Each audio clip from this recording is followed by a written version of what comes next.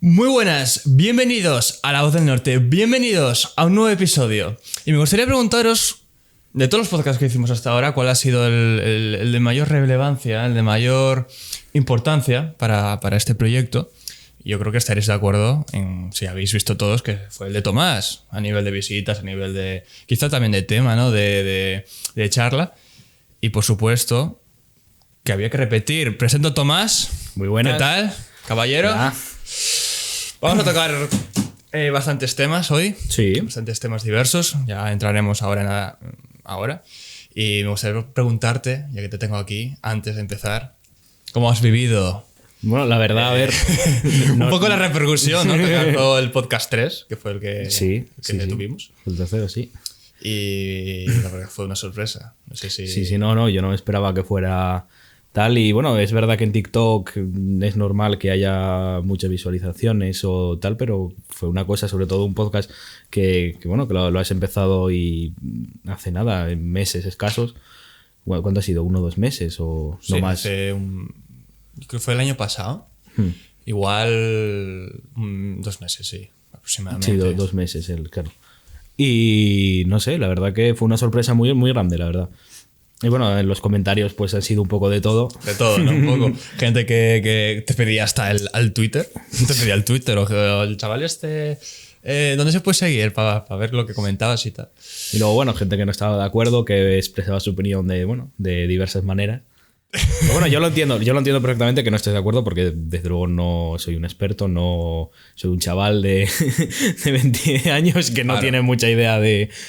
Pero bueno, intento que de lo poco que sé, pues no sé, expresarlo de la mejor manera, ¿no? De la mejor manera. Y bueno, pues nada, en esas... Es que fue bastante un shock, ¿eh? Nadie lo esperaba, ni yo, ni Dani, ni tú. Hacíamos la coña, ¿no? Con que ¿te imaginas que explota? Pues explotó, efectivamente. Pero bueno, ¿os habréis fijado? No. Ya se ha apagado, ¿vale? Habíamos prendido la fogata así a ver si aguantaba, pero bueno, no ha durado mucho. Pero bueno... Se intentó. Para el inicio, para la presentación, estuvo encendida, que es lo importante, y quedó bien. Ahora ya no. Así que nada, vamos a meternos un poquito en materia. Vamos a hablar un poco de Ucrania y Rusia, otra vez. Al final es una guerra que se está librando a día de hoy, porque siempre hay novedades y cosas que hablar. Y yo creo que la noticia más relevante o más importante de estas últimas semanas ha sido el envío de Leopards, el tanque Leopard, de Polonia, España y Alemania, creo recordar. Sí, supongo que se acabarán uniendo más países, pero bueno, los por así decirlo, los más así relevantes son ahora mismo, bueno, sobre todo Polonia y Alemania. España, bueno, estamos un poco ahí y lo que tenemos, en fin. Ha sido, no hablaremos mucho de la guerra de Ucrania porque la verdad que está bastante estancado el frente. Es verdad que en Bakhmut hay bastantes combates y está un poco la cosa ahí tensa y que, bueno, parece que la línea ucraniana puede peligrar, pero realmente son ataques que no... Bueno, que no tienen mucha relevancia, que son ataques que están tanteando, mirando a ver cómo si pueden entrar, ¿no? Pero de momento la verdad que no está habiendo grandes conflictos. O sea, ahora mismo y se pueden ver por las... En Bakhmut, ¿qué hay? ¿Guerra ahora de entre calles, muy todavía urbana? Me parece que todavía no están peligrando los alrededores. Y los ucranianos pues no se sabe si se van a retirar o van a aguantar. La verdad que está un poco ahí, pero por lo demás tampoco está habiendo mucho. La verdad que, bueno, como dijeron la mayoría de generales de la OTAN, la mayoría estaban diciendo que, bueno, que iba a haber bastante tranquilidad este invierno y que seguramente en primavera, ¿no? Se va a liar. Bueno, y entonces entramos ahora a los Leopard. A lo importante, ¿eh? A lo importante. El tanque Leopard de la el carro de combate mundial, ¿no? No, el de la Segunda Guerra Mundial, no. El Leopard es un tanque que se creó hace 40 años aproximadamente. Vale. El Leopard 2. ¿El 1 qué fue? El 1 es ya de... Pues ahora me pillas. No, Es que lo digo porque vi algún tuit de... Para ser la primera vez que los Leopard pisen suelo... Sí, el Leopard desde la Segunda Guerra Mundial, por eso pensaba que era de... Los Panzer. Ah, eran los Panzer. Porque Panzer es el término, bueno, de Panzerkampfwagen, que vendría a ser lo que nosotros llamamos carro de combate, vehículo, bueno. Y los van a enviar también, tengo entendido que van a enviar también Leopard 1, que es un tanque, pues un carro de combate que está bastante viejo y bueno. Pero con respecto a los Leopard, sobre todo es muy importante porque se les está enviando, ya no son ametralladoras o misiles anticarro, manpads o este tipo de artillería de defensa, ¿no? que son, claro, los Leopard, con un Leopard ya te da muchas más opciones de ataque. Es un tanque que brilla la defensa, entre otras cosas, bueno, tiene 2 marchas atrás, lo cual parece una chorrada, pero por ejemplo, los T-64, T-90, bueno, los diferentes tienen solo una marcha atrás. Entonces, si se quieren retirar, tienen que dar la vuelta y retirarse, bueno, en primera con la torreta girada, cubriendo la espalda, que es el punto más débil del carro, dejando de lado la parte superior. En la parte trasera pues, es el punto más débil de un carro de combate. Y claro, los tanques rusos pues se ven obligados a dar la vuelta, girar la torreta y tirar para...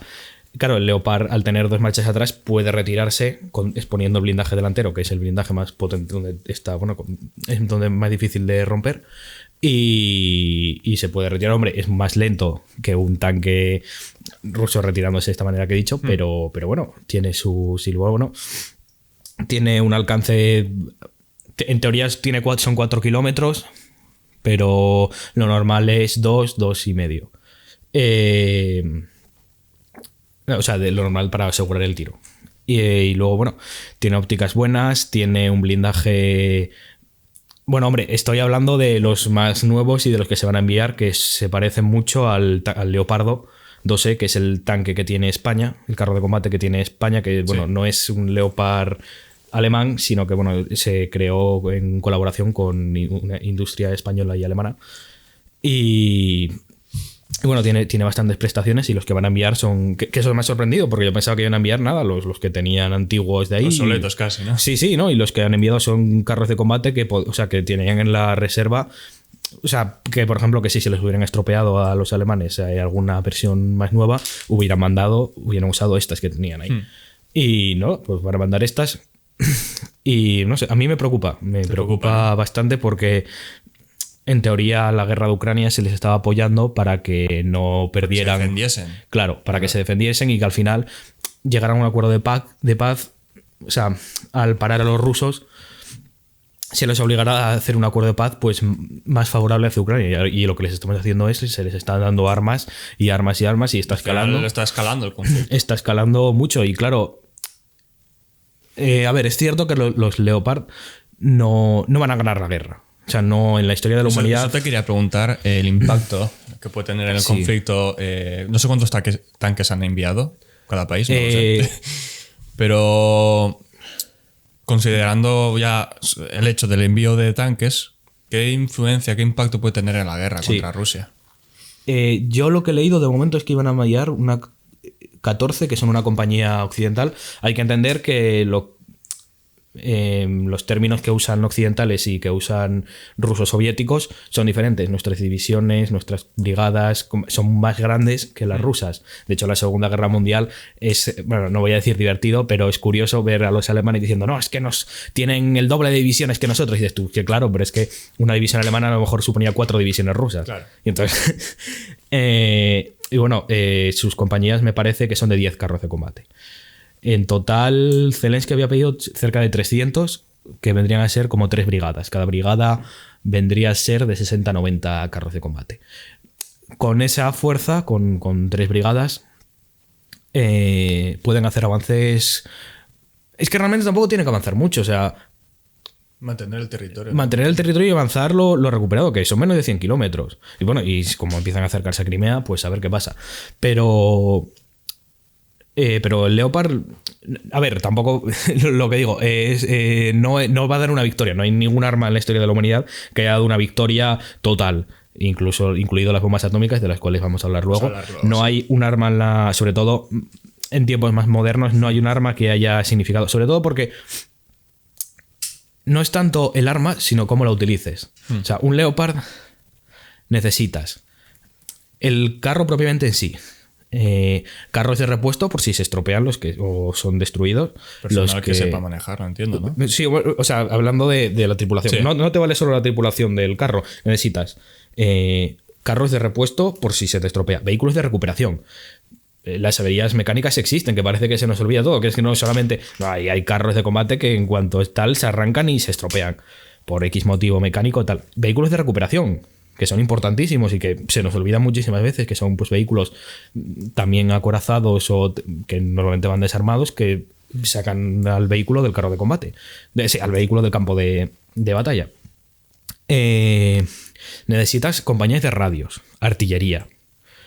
Necesitas infantería que te cubra los vehículos. Que eso es algo que, por ejemplo, a los rusos les ha pasado mucho, que tú ves un carro de combate perdido por ahí en medio del campo y que te llega un tío con un lanzamisiles y te mete un bombazo y a tomar por...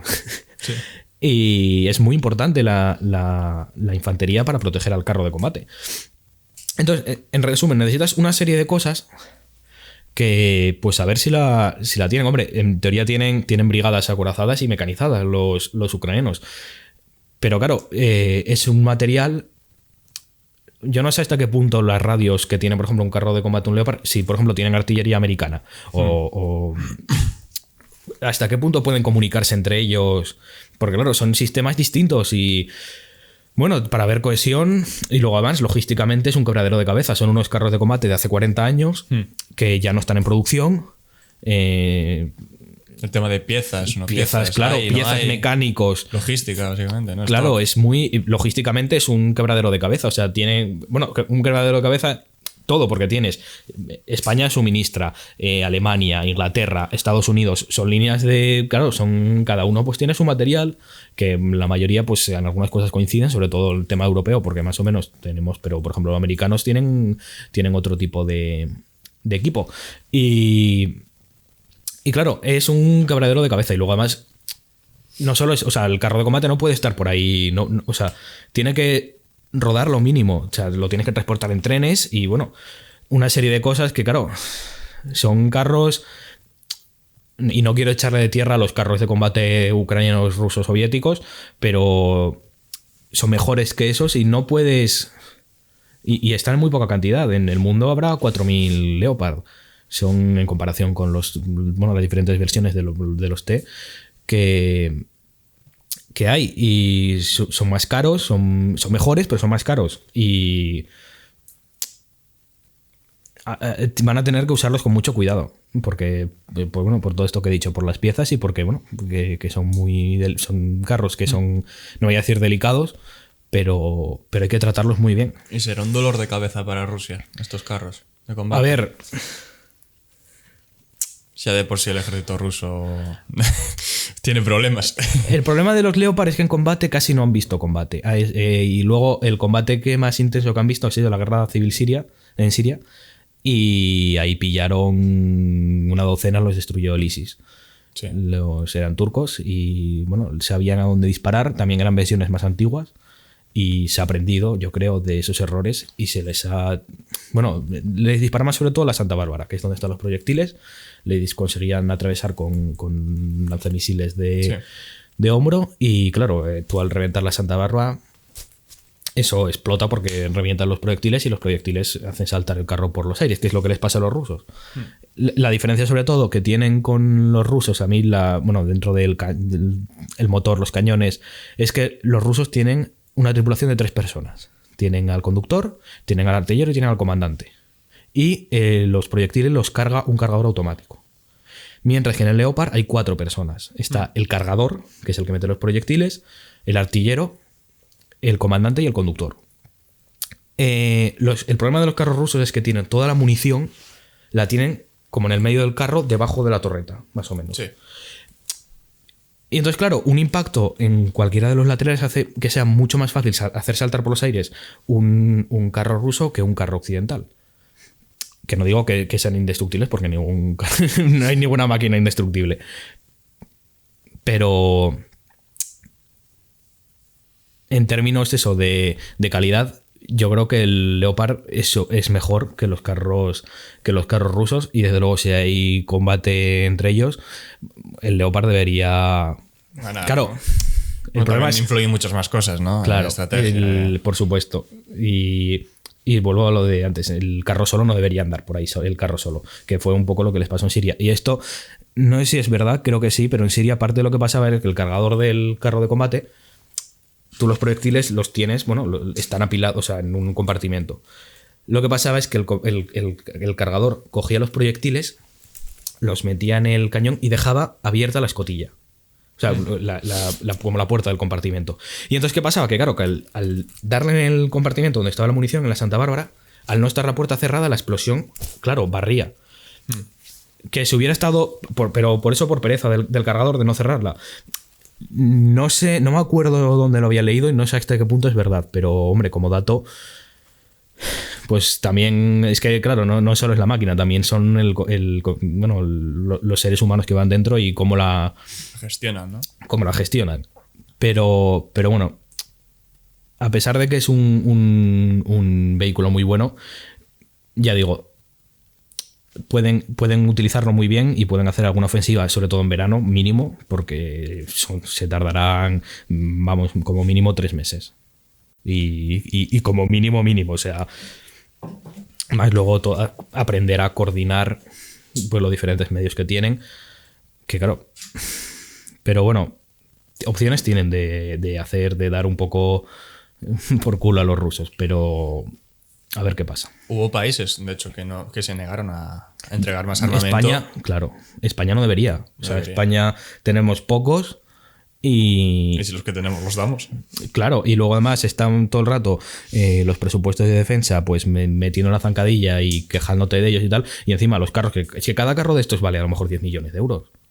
Igual me estoy pasando, pero mínimo 7, 8 millones de euros. Vamos, que es una pasta. Eso es una auténtica pasta, o sea, no lo podemos regalar. Un país que no entregó al menos carros de combate, que fue Grecia, usó el pretexto, las cosas que no podemos dar carros porque tenemos a Turquía al lado. Y nosotros tenemos y no nos compensa. Y nosotros tenemos a Marruecos. Tenemos que mantener la disuasión, que es importantísimo. Y claro, si empezamos a mandar carros de combate, no debe. O sea, España debe velar por sus intereses, no porque hacer una cosa por copiar a Alemania, porque dicen, bueno, pues nosotros también. No, o sea, España tenemos problemas, igual que y Ucrania. O sea, no digo que no haya que dejar de apoyar a los ucranianos, pero, claro. Pero no es un problema que nos afecte tanto como les afecta a Polonia o les afecta a Alemania. Por lo tanto, no tenemos por qué apoyarles tanto como les apoya Alemania o Polonia. Y no podemos dejar que nos arrastre. O sea, es el problema, que cada vez nos está arrastrando la guerra.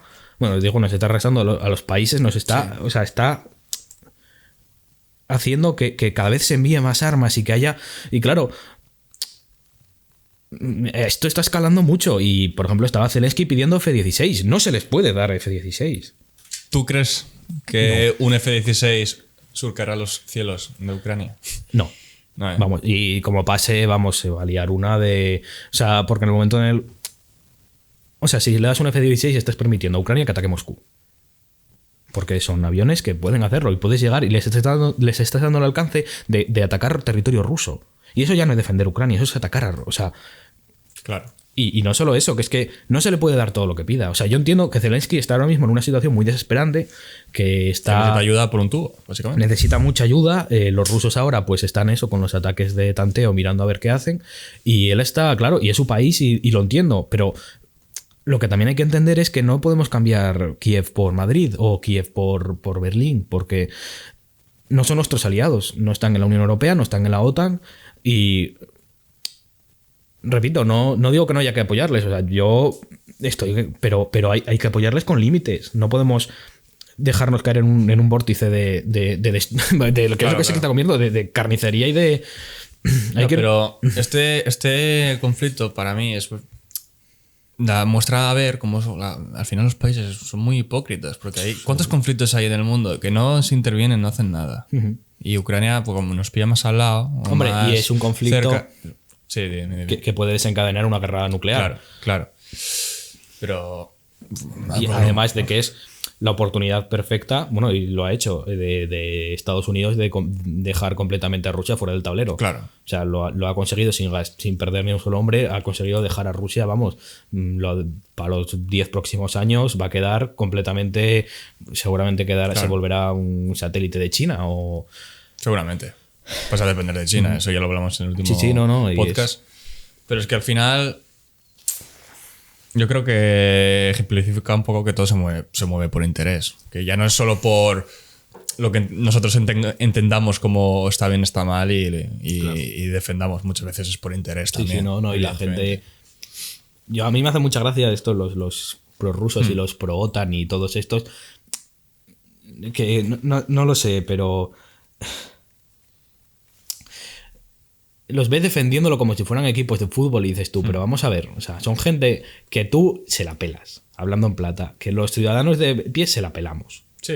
O sea, y es así. Y que miran por sus intereses y que van a mirar por desestabilizar al otro y por tal. Y si tienen que sacrificar a Ucrania, lo van a sacrificar y lo están haciendo. O sea, están dejando que, en vez de... Porque se podía presionar, yo creo que se podía presionar a Rusia para sentarlo en una mesa de negociación y tal. Y en cambio están desgastando. Y nada, no sé. A Estados Unidos le viene bien, entre comillas. Claro. No, están actuando por puro interés. Corta su gas y se enriquece. O sea, ya Sí, solo sí. por eso. Pero bueno, es que la gente, como tú dijiste, parece que está en un partido de fútbol. Sí, sí. Que es su equipo, no sé, como en la política. Si soy del PSOE o soy del PP, a muerte, da igual lo que hagan, que les voy a apoyar. Sí, sí, da igual no, que sí. roben, que mientan, que no sé Sí, qué. sí, no, yo he llegado a escuchar, bueno, me estoy saliendo del tiesto. Da igual. Pero gente del PSOE y del PP discutiendo porque unos roban más y otros roban Sí, menos. o sea, Y dices tú, pero vamos a ver, están robando los dos. Es inaceptable. Está mal es los dos. inaceptable, da igual. Pero es que el tuyo ha robado más, es que y dices tú, pero vamos a ver. No sé, y con esto de Rusia es lo mismo, o sea, dejando de lado que a mí me parece, o sea, entiendo a la gente que critica, sobre todo en España, que se critica a la OTAN y que son más prorrusos porque odian a Estados Unidos. Odiar es una palabra un poco fuerte. Pero no les gusta Estados Unidos y las políticas que han tenido, y lo entiendo perfectamente, pero eso no significa que haya que tener ese discurso de odio y lo mismo con la OTAN, o sea, bueno, con los pro-OTAN que Intentar ser objetivo, ¿no? Y ver y ver más allá. el panorama y analizarlo. Exacto. Y ver que los dos, tanto como los estadounidenses como son unos hijos de puta y ya está. Y ya está. Ya vi una noticia muy interesante. No sé, bueno, fue por Instagram o TikTok, no sé si es verdad o no. Igual te pilló, no lo sé. Que había un tratado, un acuerdo de que Florida, en teoría Estados Unidos tenía que devolver Florida a España antes del 2050 o 2030. ¿Eso es verdad? Creo que sí. Creo que es que se compró cuando compraron Florida, pero... Hostia, tendré que empadronarme en Miami. Pero no creo que... No lo van a devolver ni de coña. no. Tampoco Inglaterra nos devolvió Gibraltar. Bueno, lo tenían, eso sí que tenían que haberlo. O sea, de eso sí estoy seguro que Gibraltar dijo a Churchill a Franco que tenía que si no hacía nada que le devolvía Gibraltar. Era para que no vigilase, ¿no? Bueno, para que pasar no. la flota británica al mar Mediterráneo, ¿no? No había sido ese el acuerdo en la Segunda Guerra Mundial. No, el acuerdo fue porque no se metiera en la guerra. No se metiera, Porque, solo era. claro, eso. y de hecho Churchill habló muy bien de Franco porque decía que había veces que habían tenido ahí barcos y barcos en Gibraltar y que estaban a tiro de las baterías españolas y los españoles y aviones. Y el tal. acuerdo era devolver Gibraltar. Era acuerdo, pero bueno, ingleses. Ingleses, ¿no? Franco fue muy listo en su día. Sí. Fue muy listo, supo manejar las cartas. Fue uno de los pocos dictadores que consiguió morir de viejo. Es que te paras a pensarlo. No defendemos el franquismo, ¿eh? Ojo. No, por favor. No, por favor. Porque ya me imagino los comentarios, franquistas. No. Pero entre comillas, tiene mérito. No, tiene mérito mantenerse en el poder tantos años. Pero bueno, que nos vamos al tema. Sí. Vamos a pasar a un tema interesante. Vas a coger la máquina del tiempo y vamos a ir al pasado, a la Segunda Guerra Mundial. Sí. Tema que me gustaría preguntarte acerca, porque tú sabes muchas historias, muchas anécdotas de el mayor conflicto de la historia de la humanidad. Entonces no sé por dónde quieres empezar. Si desde el principio de la guerra, en el 1930 ¿en qué año comenzó la Segunda Guerra Mundial? ¿36, 39? La Segunda Guerra Mundial, si nos ponemos finos, yo diría que empieza en el 41 con el ataque, con la Operación Barbarroja y con Pearl Harbor. Porque ahí es cuando de verdad... Japón. Claro, cuando atacan porque hasta entonces era una guerra europea y una guerra en Asia. Porque la guerra... O sea, si nos ponemos Japón extendiéndose muy tal... por China. En el 36 Japón ataca a China. Sí, con el... Bueno, vamos a hablar del incidente del puente Marco Polo. Pero... Sí, a ver, si nos ponemos muy finos, fue en el 36. Pero yo prefiero verlo como que empieza en el 41. Pues yo creo que recuerdo haber estudiado en historia Es que, claro, mucha gente dice que empieza con el ataque de Japón a China en el 36, otros piensan que es cuando ataca el Reich alemán, invade Polonia en el 39. Sí.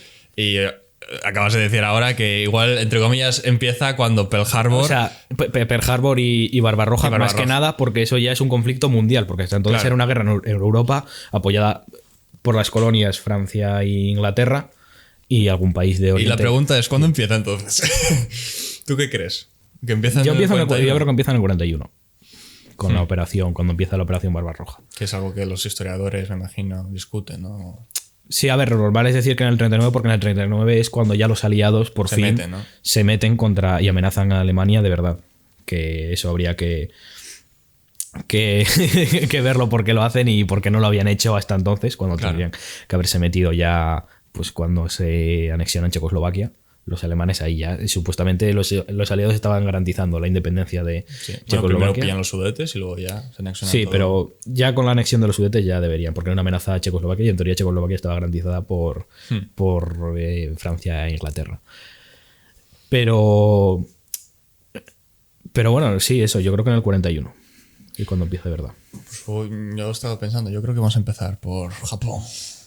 Por Japón. Por unas bombas que tiraron en su día los americanos, ¿no? Sí. Que forzaron, bueno, entre comillas, fue cuando se rindió con Japón. Efectivamente. Sobre Nagasaki y Hiroshima. Efectivamente. La Fatman y la Little Boy. Los fans del Fallout, bueno, supongo que lo sabréis, pero el Fatman, que es un... Fallout es la gente que no...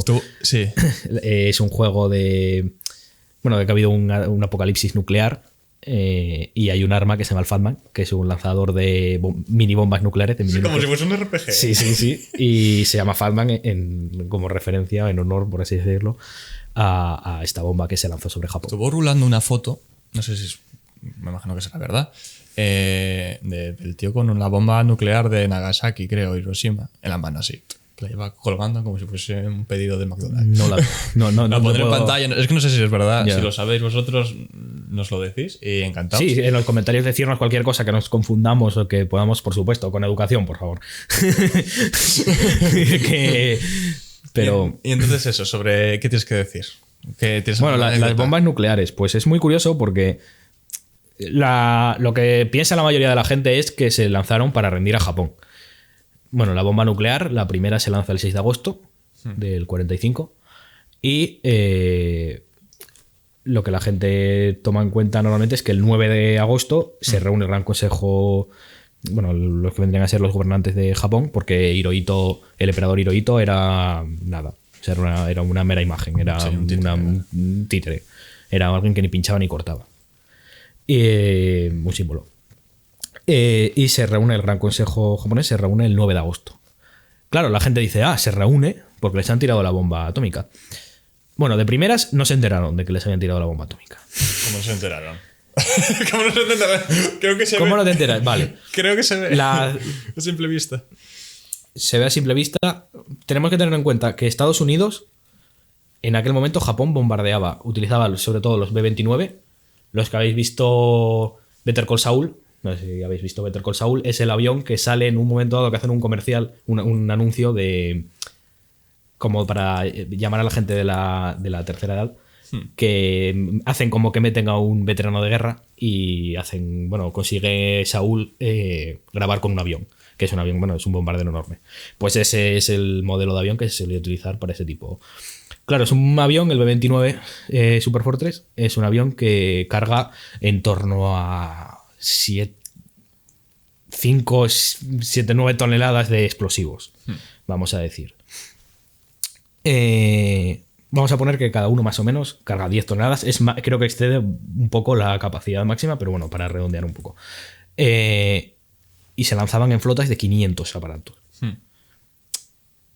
Claro, tú estás lanzando, con todo eso, estás lanzando cerca de 5 kilotones de explosivos.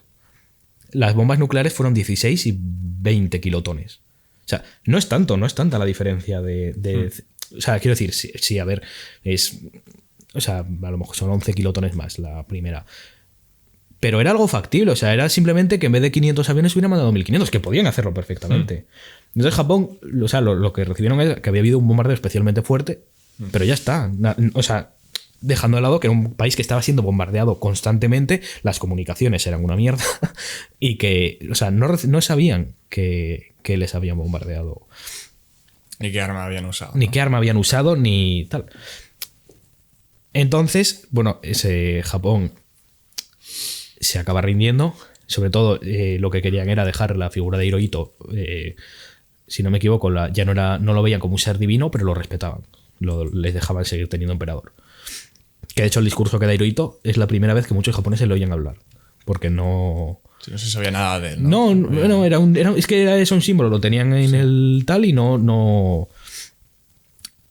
claro. Entonces, ¿por qué se rindieron?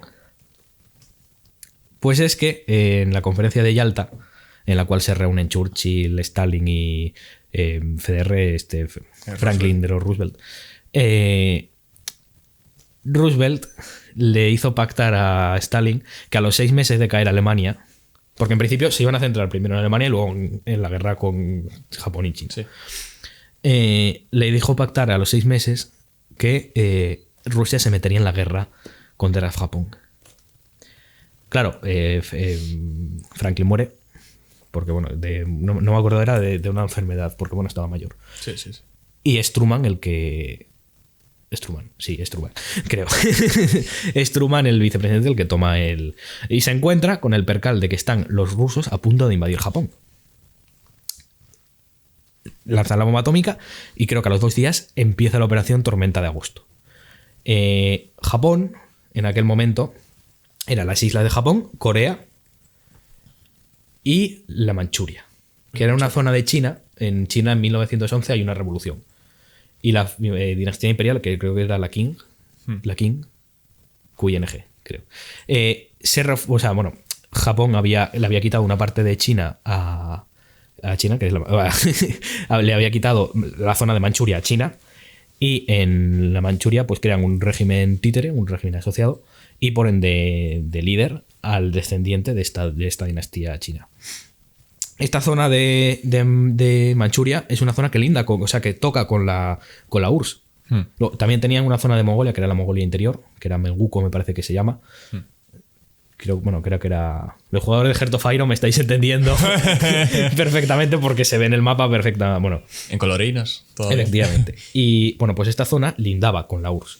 Y entonces empieza la operación Tormenta de Agosto. La operación Tormenta de Agosto, que era la invasión de Japón, de Rusia. La invasión de Manchuria por parte de...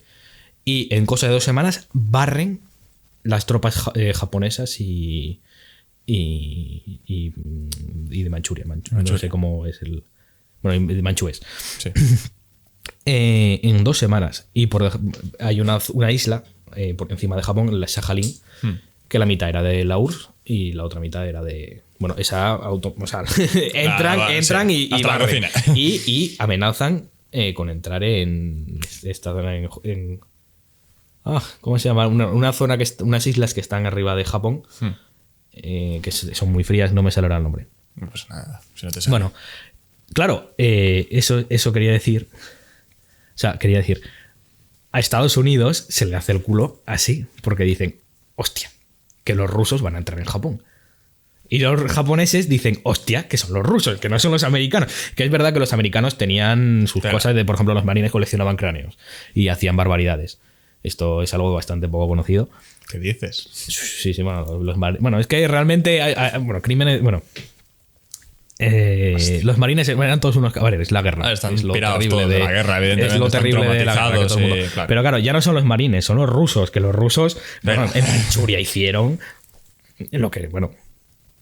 Y, claro, Japón dice, hostia, que están los rusos entrándonos en...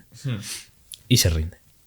Y entonces, la cosa es que la razón verdadera de por qué se lanzan las bombas atómicas es porque los Estados Unidos querían, por un lado... Probarlas, ¿no? Bueno, sobre todo lo que querían era demostrar a los rusos... Su superioridad, ¿no? Que tenían esa superioridad. E impedir que los rusos se pudieran hacer con las islas japonesas. Sobre todo porque, entre otras cosas, había... Bueno, esto son teorías mías, que esto igual no me gustan las teorías conspiranoicas, pero bueno, sobre todo porque la marina rusa no era una marina muy buena. Y había muchos planos de naves y de barcos japoneses, entre ellos el primer submarino balístico, la clase, creo que era la I-400, que eran unos submarinos que eran enormes y llevaban aviones. De hecho, los iban a mandar a bombardear el canal de Panamá. Pero justo coincidió con Midway, que pasó el desastre de Midway, y los llamaron de vuelta. Pero eran unos submarinos que iban a bombardear el canal de Panamá, la que se habría montado. Claro. Pero bueno, estos submarinos crean la base de los submarinos balísticos, de los submarinos lanzadores de misiles. Y los americanos los consiguieron tomar los planos y los... Bueno, claro, habría sido muy peligroso para los americanos que los rusos hubieran conseguido entrar en Japón, conseguir todos los planos de las diferentes armas que tenían. Porque al final son planos que se quedan para ellos. Al final bueno, planos y cerebros, como lo que hacen en Alemania. Que a Don Brown lo mandan a la NASA y bueno, una serie de gente que prácticamente se reparten los diferentes... Y entonces, pues ese es el verdadero motivo de las bombas atómicas, que fueron para disuadir a la URSS de seguir con la guerra, porque se llegó a plantear de seguir la guerra con las potencias del eje fuera, de continuar la guerra entre la Comintern y los aliados. Y con las bombas atómicas lo que hizo fue decir a los rusos: tenemos esto, vamos a calmarnos. Vamos a ser amigos. Vamos a ser amigos. Luego con la Guerra Fría, pues ya es otro tema, ¿no? Claro. Pero ese fue el principal motivo. Lo que pasa que, claro, es mucho más fácil decir, no, es que se las tiramos porque no se querían rendir. Claro.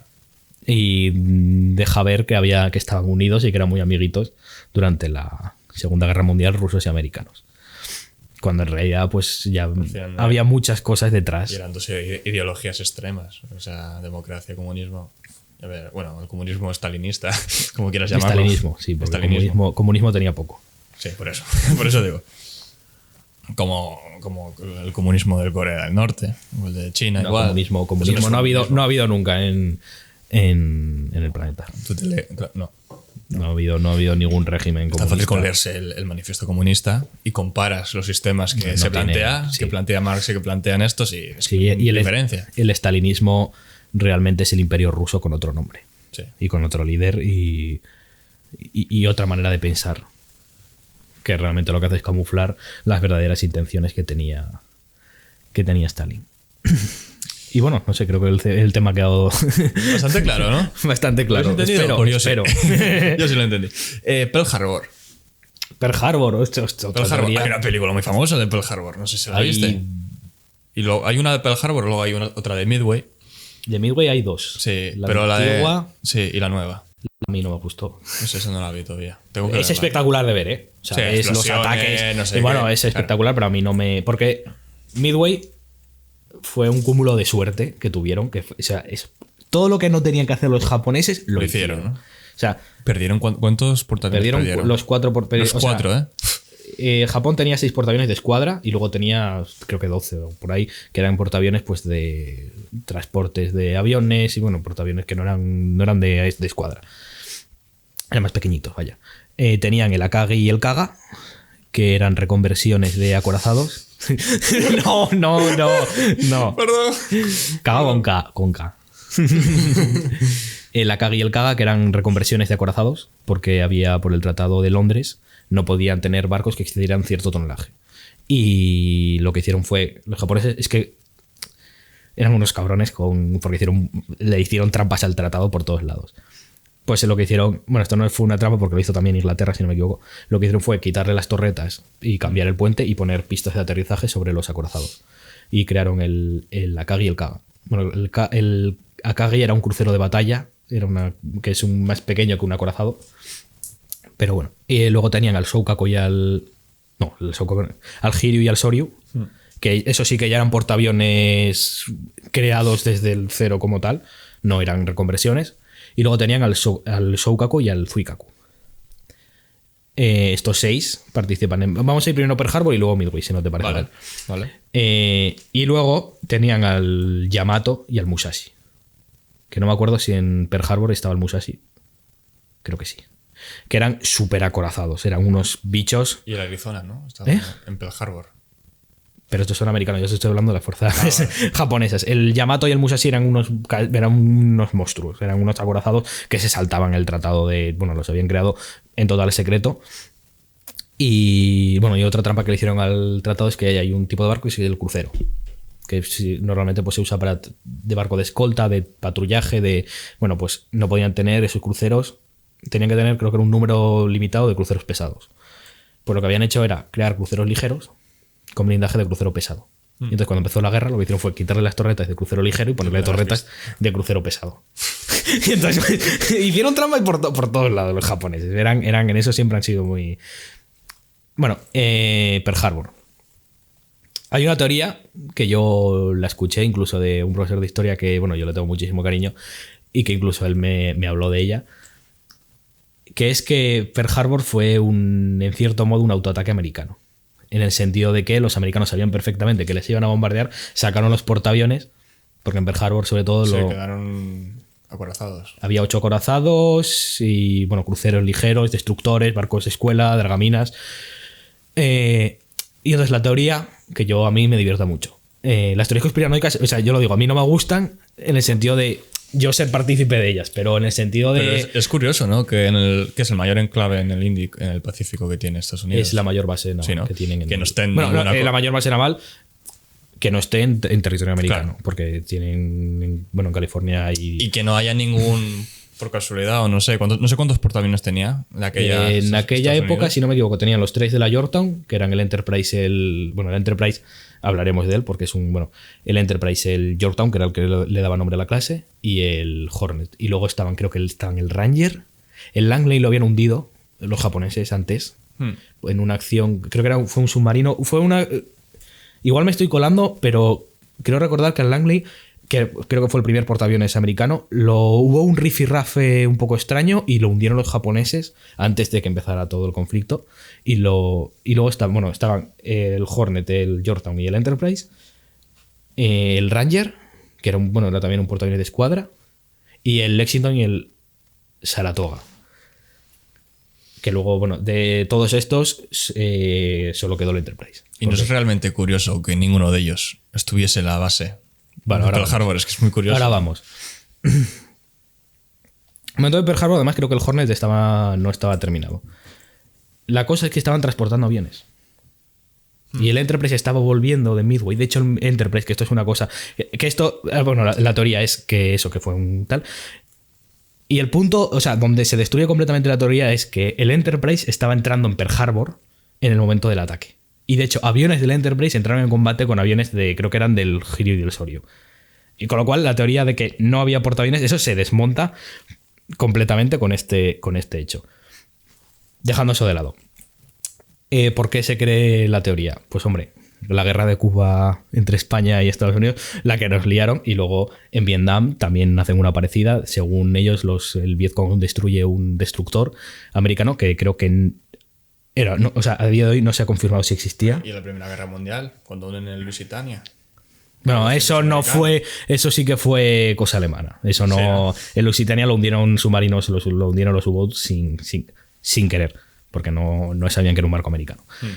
Pero bueno, los americanos tienen un historial bastante largo. Pasa algo para que entre, ¿no? siempre que hay un conflicto en el que pueden sacar beneficios, aparece un barco defendiendo los intereses americanos y a ese barco le pasa algo.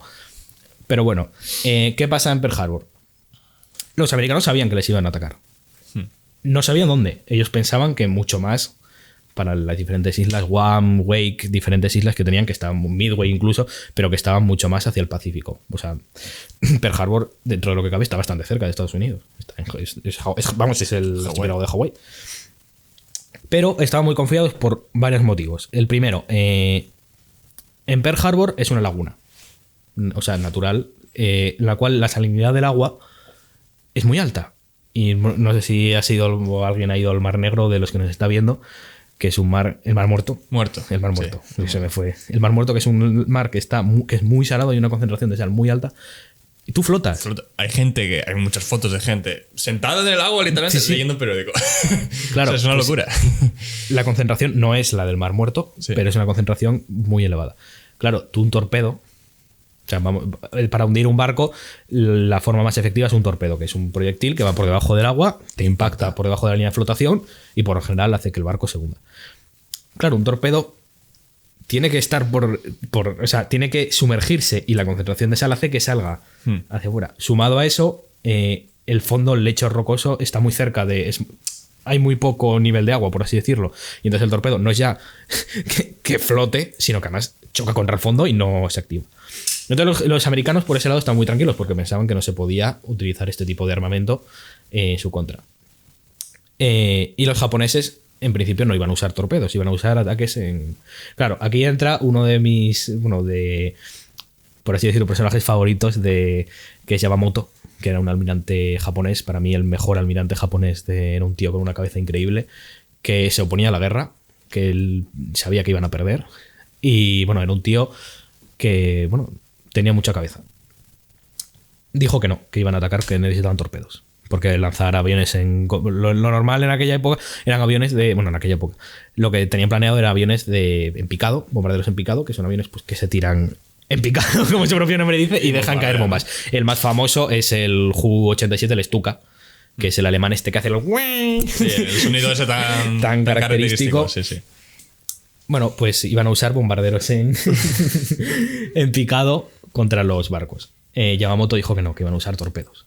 Y modifican los diferentes torpedos que tienen, entrenan a los pilotos para que puedan usar torpedos.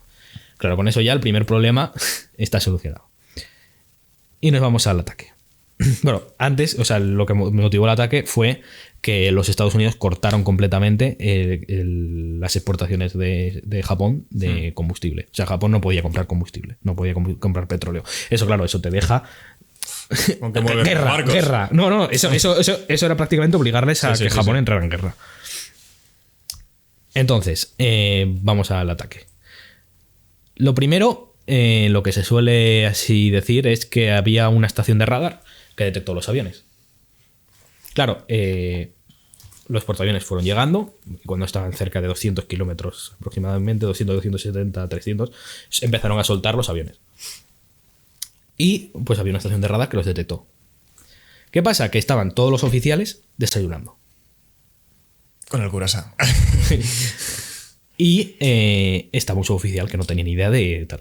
Claro, empezó a ver esto y dijo, hostia. Se nos va a liar. Se nos está liando. Hostia, espera, ¿qué es esto? Sí. Pues esto ya es una anécdota un poco, pero cuando iba viniendo, estaba escuchando la radio, creo que era la de Honolulu. La emisora de radio de Honolulu. Parece una chorrada, pero es que la emisora de radio Honolulu, cuando venían grandes formaciones de aviones americanos a la base de Pearl Harbor y de las Hawái, las emisoras estaban todo el rato emitiendo para guiar a los aviones. Y dijo, hostia, he escuchado la emisora de radio de Honolulu. Estos son aviones nuestros que vienen para acá. Claro. Porque no tiene sentido que vengan tal cantidad de... Claro, ya cuando empezaron... Y no pensaron que podía ser Japón no atacando. En ese momento, no.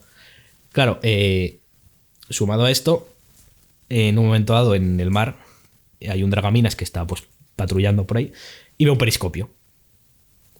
Y dice, nosotros aquí no tenemos submarinos, ¿qué hace este periscopio? Y avisa a un destructor. Que el destructor pues son unos barcos de... Ahora no son lo que es... O sea, ahora son unos barcos completamente diferentes a como eran. Porque ahora son la estrella de las flotas prácticamente. Dejando al lado los portaaviones. Pero en aquella época pues eran barcos más o menos pequeños que pues eran sobre todo para proteger de submarinos con cargas o... Bueno, barcos de escolta pequeños. Entonces el submarino, el destructor va corriendo a ver qué pasa y no ve nada. Y la cosa es que el dragaminas, como el destructor no dice nada, no avisan a los mandos. El destructor, como ve que el dragaminas no avisa, dice, pues sí, fue el que avisó, no dice nada, pues yo no digo nada. Y el mando de costa, que estaba escuchando los dos, dice, como no dicen nada, no hago nada. Yo no digo nada. Claro, aún así los del destructor se quedaron por ahí patrullando.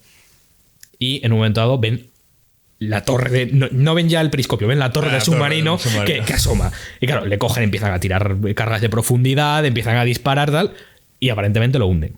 Entonces, claro, dicen, hostia, que hemos detectado un submarino, y ahora sí que avisan. Claro, en este momento ya los aviones estaban despegados, o sea, ya habían despegado y estaban viniendo. Yendo. Claro, los tenían casi encima. Llaman al mando y le dicen los del mando, pero ¿cómo vais a haber hundido un submarino? O sea, ¿eso será una boya o uno de los nuestros? Y entonces al final se acabaron autoconvenciendo de que era un submarino suyo, que lo habían hundido sin... Claro. Y en estas el general Marshall, que estaba en Estados Unidos, sabía que, bueno, esto creo que era el día anterior o unas horas antes de que se produjera el ataque. El general Marshall, o sea, sabía que las relaciones entre Estados Unidos y Japón se iban a deteriorar y que seguramente habría un ataque. Y entonces avisa a Pearl Harbor, creo que era 1 hora y media, avisa 1 hora y media antes de que se produzca el ataque, les avisa de que puede producirse un ataque. ¿Qué pasa? Que claro, llamar por teléfono en aquella época no había, o sea, era una comunicación que te podían interceptar y que te podían... Y entonces manda un telégrafo. Encima por línea comercial. Con lo cual tardaba... El doble. Y llega, claro, la carta llega y el soldado que le llega no le han dicho que es urgente. Porque no se lo tomó con calma. Y se lo tomó con calma. Y claro, pues iba con la moto a avisar a los del mando y dice, hostia, ¿qué son esas explosiones de ahí al fondo? Y entonces llegó cuando ya estaban los aviones cayendo sobre...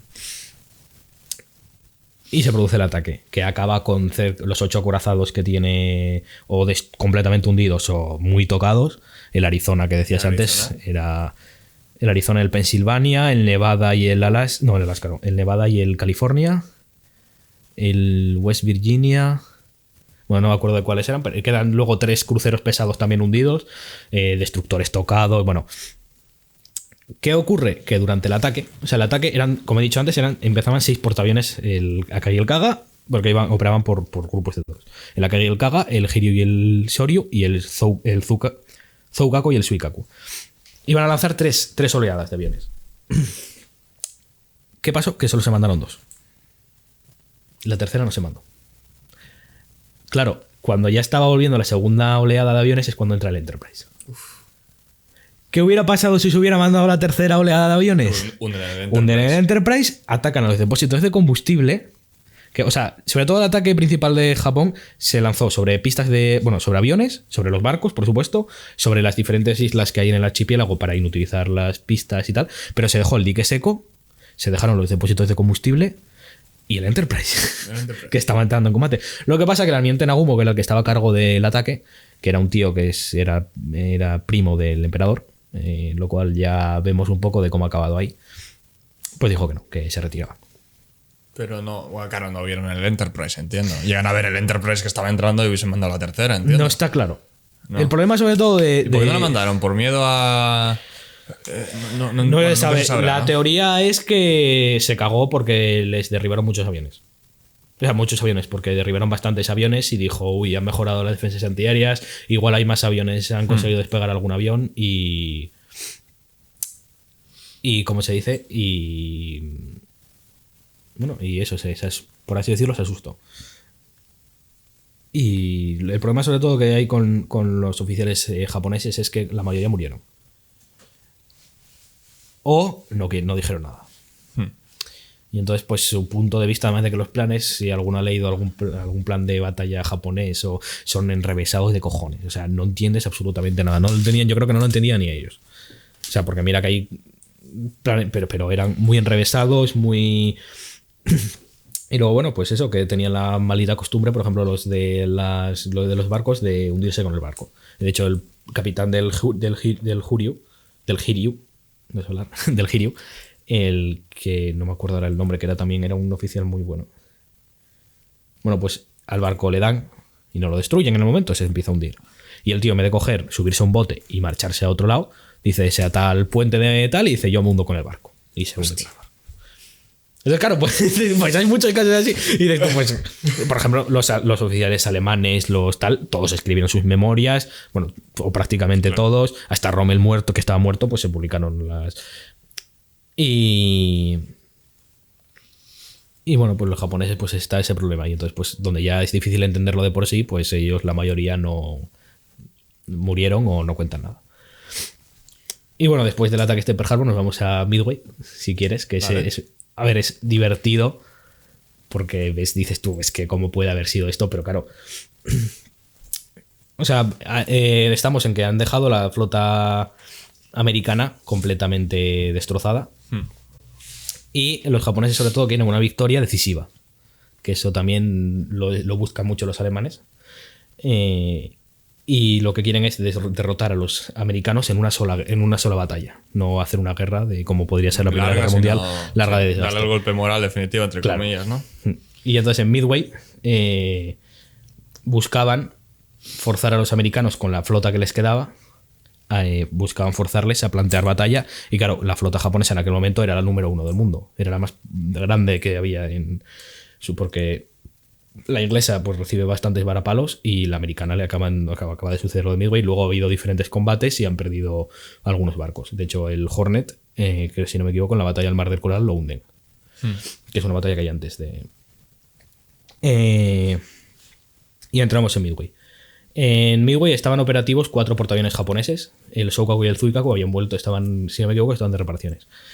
Y el plan japonés era forzar a los americanos a que haya una batalla, y nosotros pues con nuestra supremacía pues les machacamos. ¿Qué ocurre? Que los americanos habían descifrado los códigos japoneses. Claro. Entonces ya sabían dónde iban a estar. Sabían que no sabían dónde. Sí. Entonces lo que hacen es, dicen, creemos que van a atacar Midway. Y esto es una anécdota bastante conocida. Lo que hacen es decirles a los de Midway que manden un mensaje que sea importante, pero lo suficientemente chorras, por así decirlo. O sea, importante, pero no lo suficiente como para que hayan que encriptarlo. Y entonces lo que decían es que se les ha estropeado la planta potabilizadora de agua. Es verdad. Me acuerdo. Y la flota japonesa, o sea, bueno, se detecta, o sea, los americanos detectan que dicen que para atacar X, no me acuerdo ahora el código que tenían para Midway, dicen que van a tener que llevar reservas de agua. Y entonces los americanos dicen, bueno, pues ya los tenemos. Claro, aún así, la supremacía la tenían los japoneses. Y entramos en la batalla. Midway pues, es una isla que, como su nombre lo dice, Midway está a mitad de camino, porque está más o menos en la mitad del Pacífico. Y el plan japonés era pues empezar a bombardear y hacerle salir a agistarle el avispero y que vinieran los americanos. Claro, antes de esto mandan varios hidroaviones de reconocimiento. Pues se habría justo el que se hubieran mandado habría visto la flota americana. Entonces reconocen todo menos la zona donde está la flota americana. Empezamos bien. Empiezan a bombardear Midway. Claro, para bombardear no puedes usar torpedos. Utilizas pues bombas de caída libre y empiezan a mandarlos y tal, y de repente dicen, hostia, ¿y esos barcos que hay ahí? Y les llega la primera oleada de torpederos americanos, las cuales son barridos los torpederos, porque bueno, estaban los cazas en el aire y pues estaban preparados, o sea, los vieron venir, vaya. Claro, dicen, hostia, estos aviones tienen que haber salido de las pistas. No, me he equivocado yo, en aquel momento no habían visto la flota todavía. Pero dicen, estos aviones han tenido que venir de las pistas de Midway. Claro. Y claro, cuando empiezan a venir, dicen, igual no, ¿eh? Igual no los de Midway. Igual no. Y en ese momento, dicen, igual hay una flota. Y llaman de vuelta los bombarderos y les empiezan a cambiar los proyectiles a torpedos. Claro, ahí Nagumo, el almirante que estaba otra vez a cargo, era el héroe de Japón, había atacado Pearl Harbor con mucho éxito. Dice, no, volver a poner las bombas, que hunden barcos también. Y en estas están, claro, los cazas que habían estado dando vueltas, bajan a repostar. Y claro, nos encontramos los portaaviones en línea recta. Todos los barcos, todos los aviones. No, bueno, o sea, línea recta en el sentido de que no estaban girando ni haciendo ninguna, simplemente estaban en marcha, pero claro, no estaban trazando una línea completamente recta. Con todos los aviones en la cubierta, cambiándoles mangueras, tal. Llegan los bombarderos en picado americanos. Y barren. Se llama, de hecho, esa parte de la batalla se llama los 5 minutos de 5 Minutes of Fate. O sea, los 5 minutos de fe o de destino. ¿No? Bueno, fate es destino también. Sí. Porque hunden 3 portaaviones en 5 minutos. O sea, empiezan a caer y cayeron, creo que alcanzaron más o menos 3 bombas y caía y explotaba y reventaron. Bueno. Y se salvó el Hiryu porque estaba justo en un banco de niebla. Y entonces el comandante, que lo siento, no me acuerdo el nombre, que lo digan en los comentarios, porque se me ha ido, y es un tío que era muy bueno, manda toda la aviación a buscar a los portaaviones. Y localiza el Yorktown y lo hunde. Claro, ya le localizan los aviones y mandan de vuelta los americanos y consiguen hundir el Hiryu. Y entonces pues es la batalla en la cual Japón ha perdido completamente. Porque dices tú, en aquel momento les quedaba el Enterprise y creo que el Ranger. Me parece. Y dices tú, les quedan 2 portaaviones a cada uno. Claro, los americanos ya tenían en grada la clase Essex, que es la mayor clase, creo que construyeron en torno a 20 y pico. Y ya estaban. Portaaviones. 20 y un poco portaaviones. Hostia. Sí, no, la clase Essex fue muy grande. Claro, en aquel momento la maquinaria americana estaba completamente envuelta en la guerra, estaban saliendo acorazados nuevos, cruceros, o sea, los Capitalismo. no, capitalismo y que bueno, que era una industria que no se Sí, podía claro, comparar claro. a la japonesa. Japón, bueno, y en aquel momento ya fue perdida la guerra. Luego también una cosa de Midway es que el almirante Yamamoto, del cual he hablado muy bien, la cagó porque estaba en el acorazado en el Yamato. Mientras que su contraparte, el almirante Nimitz, que es también otro tío que a mí bueno, no sé, también sabíamos, o sea, un tío muy bueno. Estaba creo que en Pearl Harbor. En Pearl Harbor, que estaba en Hawái, si no me equivoco. Sí. Si no estaba en Hawái, estaba en Midway. Entonces, mientras que uno estaba dentro de la batalla en el acorazado, el otro estaba viendo todo el panorama y sabía más o menos todo lo que estaba pasando. Y pues eso, con eso tenemos Pearl Harbor y Midway, que son dos batallas importantísimas. Hay muchas más, por supuesto. Bueno. Y hay un momento donde uno de los acorazados, creo que hunden de Pearl Harbor, los reparan en tiempo récord. Consiguieron reparar varios. Creo que fue el Pensil. No me acuerdo si fue. Repararon varios. Pero creo que fue. Que Japón les pilla desprevisto. Que dicen, ¿cómo han conseguido estos tíos reparar un barco en tal velocidad? Sí, fueron. Sí. A ver, es que tampoco les queda otra opción. Claro. O sea, tenían que. Y luego además sacan la clase la North Carolina y la South Dakota. Y luego la Iowa, que bueno, son yo creo que los barcos más famosos, junto con el Bismarck y el Yamato, son la clase Iowa. De hecho, la clase Iowa, como era de buena, que a día de hoy continúan perfectamente operativos, están de buque museo, pero están completamente operativos. Sale el Missouri, me parece, en una película que se llama. Battleship, me parece que es de. Bueno, es una americanada, pero es divertida. Y sale este barco que es bastante conocido. De hecho, él participó el Missouri en la Operación Tormenta del Desierto, en los 90. Es que para que veas cómo es de caprichosa la suerte, ¿no? Porque si llegan a Japón, si se llega a enterar que está la Enterprise entrando en Pearl Harbor y también se llegan a haber escaneado, haber visto la flota estadounidense, Midway hubiese cambiado el asunto. Midway hubiera cambiado. Y luego, sobre todo, hay una cosa que la gente no sabe, que dice: Estados Unidos no fue invadido. Eso es mentira. Los japoneses desembarcaron en Estados Unidos. Desembarcaron en las Islas Aleutianas, en Alaska. Y dices tú, son unas islas que parecen una chorrada. Bueno, pues esa chorrada hizo que con los japoneses, con cerca de 40 y pico mil tropas, clavaron en Alaska cerca de 1 millón de soldados, técnicos logísticos, de tropas. De hecho, hay un episodio que es vergonzoso de los americanos que se llama La Batalla de los Pips. Sí. Que es muy divertido porque es divertido, por una vez no muere nadie. ¿Qué pasa? Que las aleutianas, los consiguen desembarcar. O sea, la teoría de las aleutianas era que desembarcaban en las aleutianas y utilizaban Midway. O sea, desde las aleutianas bajaba una fuerza para atacar Midway, mientras que llegaba pues la flota. Bueno, la flota, vamos a decir, la principal, la combinada. Y entonces pues atacaron una especie de pinza a la flota americana. Al final no lo consiguieron hacer. Este plan, por cierto, lo hizo Yamamoto. Y al final pues se quedaron en las aleutianas, pues un poco en plan, ¿y ahora qué hacemos? Y en estas islas los americanos poco a poco las fueron asediando con la flota. ¿Qué ocurre? Que en un momento dado la flota americana empieza a detectar en el radar un montón de señales y dicen: vamos a salir, que vienen para evacuar a los japoneses que están aquí. Y entonces mandan toda la flota. Por cierto, era una situación que los japoneses pensaban que era prácticamente imposible sacar a las tropas que tenían ahí, porque están muy cerca de Estados Unidos y era una posición muy jodida. Y los americanos mandan la flota a mirar a ver lo que están detectando en el radar. Y claro, había mucha niebla y tal, y empiezan a disparar todo lo que tienen, los destructores soltando torpedos, empiezan a tal. Y cuando se va la bruma y tal, no hay nada. Y no solo eso, sino que para ir a donde han ido han gastado la mitad del combustible. Gastan armamento, gastan combustible. Están los barcos sin munición y encima el combustible, pues la mitad se les ha ido. Y el barco, el petrolero más cercano que les puede suministrar, el barco cisterna más cercano que les puede suministrar, está como a un día o dos. Y porque pensemos muchas veces que cuando algo no nos sale bien, que digamos, somos unas desgraciadas, somos inútiles. No, que pensar en esto. Que mejora. Pues en estas llega la flota de rescate japonesa a la isla. Y no hay ninguna flota. Claro. Sacan a todas las tropas japonesas y se vuelven para Japón. pero, que mejora todavía más.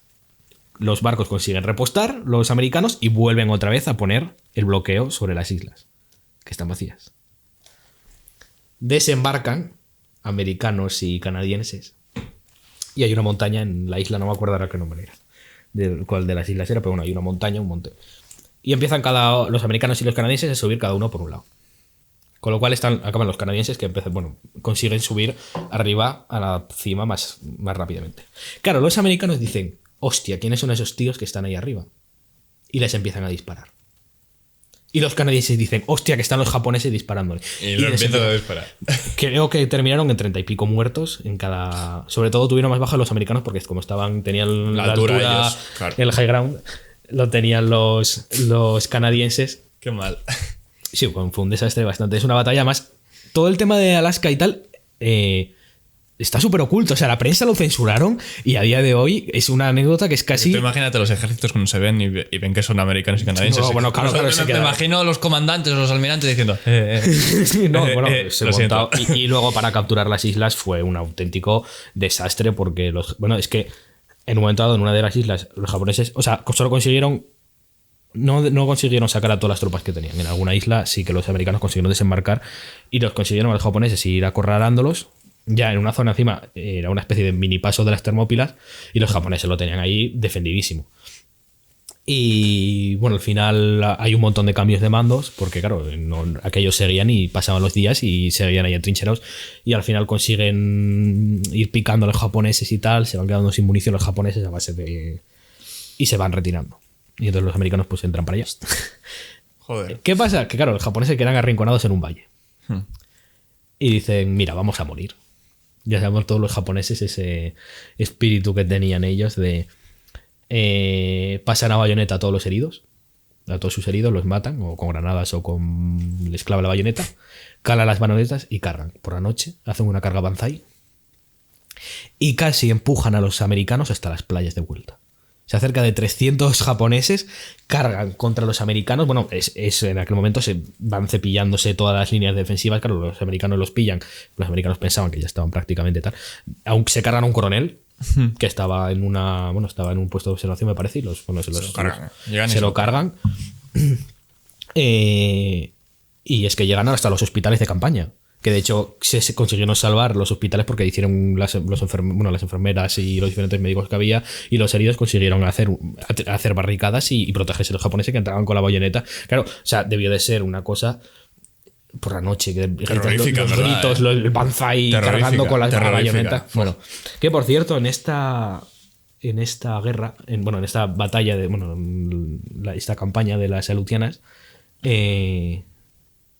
creo que he dicho Kuriles antes, no eran las Aleutianas. Sí, son las Islas Aleutianas.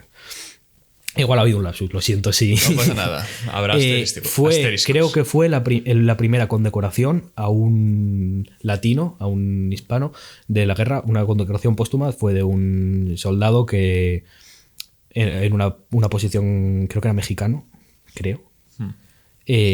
tomó una posición de trincheras con un fusil semiautomático y la vació, se cargó a 5 o 6 y me parece que una granada lo mató. Y le concedieron la medalla, creo que era la medalla al valor. No me acuerdo la condecoración, lo siento, pero bueno, creo que fue el primer latino al cual le concedieron, lo condecoraron. Pues, y no sé. Pues muy bien, muy bien. Te voy a hacer una última pregunta porque ya no hay tiempo casi para más. Llevamos 1 hora y 10. Sí, no, llevamos. Hostia, la verdad que me he aprendido muchas cosas. No sé si vosotros. Hay muchas cosas que habéis dicho que no tenía ni idea, la verdad. O sea, ya empezando por qué se rinde Japón, que yo siempre pensé que era por las bombas atómicas. Pero a ver, es lo normal, es lo que se ha contado. Es lo que te dicen, ¿no? Siempre. Sí. Pero bueno, te voy a hacer una pregunta. Un poco fuera de contexto, ¿vale? A ver si no hace falta igual luego dices, hostia, tuve que haber dicho este. Pero da igual. A todos los que nos ven, ¿qué libro recomendarías? ¿Libro de qué? ¿No? De leer. Un libro que hayas leído de ficción o no ficción, un libro en general, que tú recomendarías a alguien para leer. ¿Qué libro me recomendarías? Libro... Ya, es complicado porque tú lees mucho. Sí. Entonces, claro, pero tienes que decirme Mi uno. escritor favorito es... Bueno, te iba a decir Tolkien, pero Julio Verne me gustó un montón. Y fue una persona que para su época, bueno, inventó, se logró el submarino, el girocóptero, y luego tiene historias como Miguel Strogoff, pero mi favorita yo creo que es La Isla Misteriosa. Isla Misteriosa, ¿eh? La Isla Misteriosa, que es yo digo en broma que es el primer survival de la historia. Si os gustan los juegos survival o este rollo de sobrevivir en medio de una isla sin nada, y este libro es eso, es muy bonito. Confluyen varias historias, confluyen Los hijos del Capitán Grant y la historia del Capitán Nemo, que no me sale el nombre, 20.000 leguas de viaje submarino. Ah, sí, 20.000 es... Ahora eso lo leí en clase, eso me acuerdo yo que nos lo mandaron a leer. Y confluyen estas dos historias y es muy bonito. A mí me gustó mucho. Y luego sobre todo porque el protagonista, porque hoy en día los héroes que tenemos de protagonistas pues son gente así fuerte, sí, estereotipada, y el ¿no? protagonista es un señor que ya mayor, no me acuerdo qué edad tenía, pero bueno, no te digo de edad avanzada, pero bueno. Sí, que no era el mítico... Y que lo que destaca sobre todo es que él lo que tiene es un conocimiento vastísimo sobre un montón de... Y es un científico y que sabe, no solo es que sepa aplicar, por ejemplo, la trigonometría que decimos en clase, pues él la utiliza para calcular, si no me equivoco, la utilizaba para calcular la altura de si podían... No me acuerdo cómo era porque ya lo leí hace tanto. Lo utilizaba, bueno, aplicaba cosas que a nosotros hoy en día nos parecen chorradas o que no vamos a usar nunca, pues él las aplicaba en la vida real y no lo sé, es que hay que leerlo. Es pues muy, y luego misterio, bueno. Pues muy bien. Bueno, cuando comentaste lo de los survival, sí, estuve a punto de decir una cosa, pero bueno, te dejé hablar, evidentemente. Dentro de poco habrá un podcast de videogames, de videojuegos. Estarás invitado. Sí. Que hay que hablar. Hay muchas cositas de que hablar. Podemos hablar también de videojuegos de tema histórico. También, por supuesto. Que puede ser muy interesante, que puedes aprender un montón. Que, hombre, no son documentales. No, pero al final, cosas generales puedes aprender. No, bueno, y que hasta con Battlefield, que es un juegazo, y que a mí sobre todo me fastidia mucho la gente que dice... No, pero es que este juego no es realista al 100%. Y dices tú, es un videojuego, o sea, la cosa es que te lo pases bien, que te lo pases bien y qué tal. O sea, que luego puedes aprender y que... Mira, por ejemplo, con uno de mis grupos favoritos, Sabatón, que canta sobre todo sobre, bueno, temas históricos militares de... Y yo escuché a un historiador decir una canción que tenía sobre el Barón Rojo, este aviador alemán. Sí. Decir, no, es que en la canción sale con un triplano, que es el avión este que tiene, y al principio usaba un biplano, y dices tú, pero tú, o sea, quiero decir, la gracia de la canción es que te guste, que suene bien y que tal. Suene bien, y luego, claro. si te ese pica, es el propósito, claro, ¿verdad? y que si te pica el gusanillo, digas tú, hostia, ¿y quién era este tío? Y te pones a investigar. Y lo mismo con Battlefield, con el Heart of Iron, que por supuesto que no son documentales de historia ni. Pero la Battlefield es un ejemplo muy claro. Sí, Battlefield no es un simulador. No es un simulador. Claro, y nunca ha pretendido ser un simulador. Claro. ¿Sabes? Claro. Es tan fácil como. El mítico ejemplo que hay gente que se queja de es que no es realista el nuevo Battlefield. Es que es un videojuego. Bueno, con el Battlefield 5 pasó, que había mujeres en la guerra, no sé qué. Tú pillas una escopeta, cualquier escopeta del juego, le metes un escopetazo en la cara a un soldado a 2 metros. Y con un desfibrilador lo puedes revivir. ¿Ese aparato qué hace? ¿Que te vuelva a crecer la cabeza? ¿A que no? No, pero es que... Claro. Había un vídeo de un youtuber muy... Para mí lo llevo en el corazón, se llamaba Mutzka. Oh. Me acuerdo de un vídeo que lo decía. Es que está claro, o sea, no puedes... Es que la gente muchas veces busca el... No sé. La puntillita. Y a mí, sobre todo, a mí me parece, sobre todo por parte de la comunidad de historiadores o de este tipo de cosas, que muchos no se dan cuenta de lo que pueden llegar a alcanzar a la gente. O sea, yo, por ejemplo, una parte es lo que he leído, Sigo canales de historia también en YouTube, historias bélicas que merecen ser contadas, Eurasia 1945, hay cosas militares de Yago, que bueno, de Trufault, que son una gente que puedes aprender un montón de cosas con ellos. Y luego además con el tema de los videojuegos y de las películas, que es verdad que no son reales y que no son documentales porque su función principal es entretener. Claro. No es aprender, pero lo que hacen es te pican el gusanillo. Para que luego investigues más. Para que luego investigues más y para que tal. Y yo he aprendido un montón de cosas jugando a videojuegos y viendo películas con vídeos. Por ejemplo, hay un canal que recomiendo un montón que se llama Miguel Delis, que coge canciones, sobre todo de rock y metal, y videojuegos también y tal, y los analiza y con esta misma mentalidad, que yo creo que es la correcta, que al final es eso, es disfrutar. Y por ejemplo, los Assassin's Creed. Hostia. Los últimos, bueno, ya hablaremos. Los primeros, los mejores. Para mí los primeros, los mejores, los últimos. Hablaremos... O sea, no me gustan, no por el tema histórico, sino porque, pues bueno, ya no son lo que eran. Pero la ambientación de los Assassin's Creed es por lo que brilla los juegos. Siempre brilla por la ambientación que tienen, ¿no? Y que yo entiendo que la mayoría de historiadores, pues muchos, son ya señores mayores que, bueno, claro. no todos. Que no vivieron en otros tiempos, sí. No, pero mucha gente, pues al final, claro, como es algo novedoso, pues al final es difícil acostumbrarse a ello, verlo con buenos ojos. Claro. Pero que vivieron otra época, ¿no? Y otras experiencias. Sí, y con los videojuegos se puede aprender y se puede aprender mucho. O sea, no estoy diciendo que suplan a un libro, pero un libro no supla a un videojuego y un videojuego no supla a un libro. Pero puedes aprender. Claro, y son medios diferentes con los cuales sí, es que es eso. Yo en tercero de la ESO fui a Italia. Sí. Y claro, yo siempre, bueno, ya el podcast de videojuegos lo comentaré mucho más a fondo, pero yo en su día siempre fui muy fan de la saga Assassin's Creed, ¿no? Entonces iba a Roma, iba a Florencia, y mira, el Duomo, y a mi madre, y mira, el Castillo San Angelo, mira, Monteriggioni, y mira, yo qué sé, cualquier estructura, el Foro Romano. ¿Sabes? Y mi madre muchas veces se quedaba en plan, ¿qué cojones? ¿Cómo lo sabes? Y yo, por el videojuego. Sí, claro. Pero bueno. Vamos a acabar. Vamos a finalizar ya este episodio. Yo he aprendido mucho. No sé tú. Espero que nuestra audiencia... Que también lo hayáis pasado bien. Hay muchas historias, por supuesto. Y me habré equivocado en muchas cosas. Y lo siento. O sea... no me gusta, o sea, creo que hoy en día se opina demasiado sin tener la mayor parte de la gente idea. Yo intento no hacerlo. Sé que por lo general de algo que no sé me suelo callar.